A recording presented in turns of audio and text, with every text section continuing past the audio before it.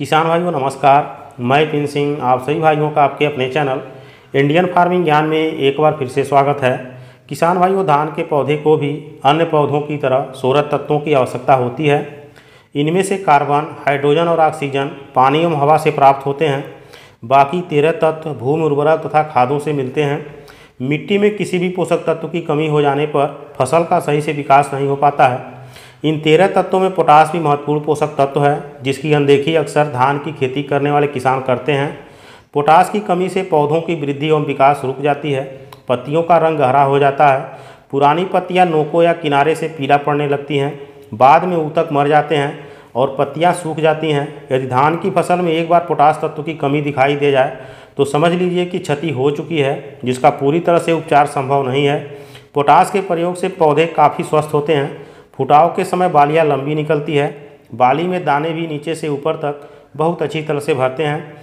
दाने चमकदार, बोल्ड और वजनदार होते हैं, जिससे धान की अधिक पैदावारी मिलती है। धान की फसल में पोटास डालने से बीमारियां और कीटों का प्रकोप भी कम होता है। धान की फसल में जब झुलसा जैसी गंभीर बीमारी आती है तो यूरिया आदि का इस्तेमाल करने की सलाह नहीं दी जाती है, लेकिन झुलसा जैसी गंभीर बीमारी के समय में भी पोटास डालने की सलाह दी जाती है। पोटास यूरिया की तरह मिट्टी को नुकसान नहीं पहुंचाता है, बल्कि मिट्टी के सेहत में भी काफ़ी सुधार करता है।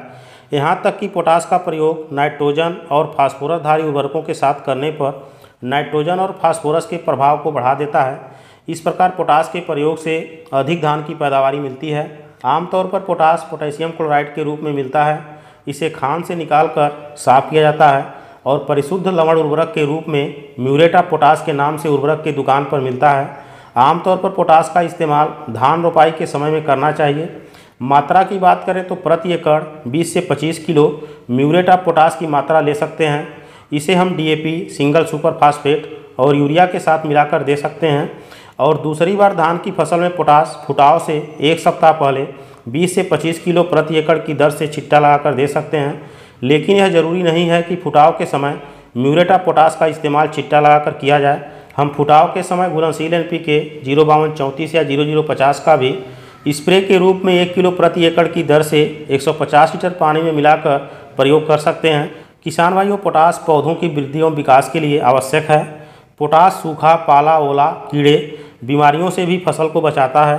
पोटास जड़ों की समुचित वृद्धि करके पौधों को उखड़ने से भी बचाता है। फसल में फफूंद बीमारियों के आने की संभावना को कम करता है। पोटास धान की अधिक पैदावारी दिलाता है। किसान भाइयों, DAP, single super phosphate, urea, zinc, sulphur के अलावा पोटास को भी विशेष महत्व दें। इससे आपके धान की फसल की बहुत अच्छी ग्रोथ होगी, जिससे आगामी समय में धान की बहुत अधिक पैदावारी भी मिलेगी। किसान भाइयों, वीडियो अच्छी लगी हो तो लाइक ज़रूर करें। अगले वीडियो में एक नई जानकारी के साथ फिर मिलेंगे। तब तक के लिए धन्यवाद।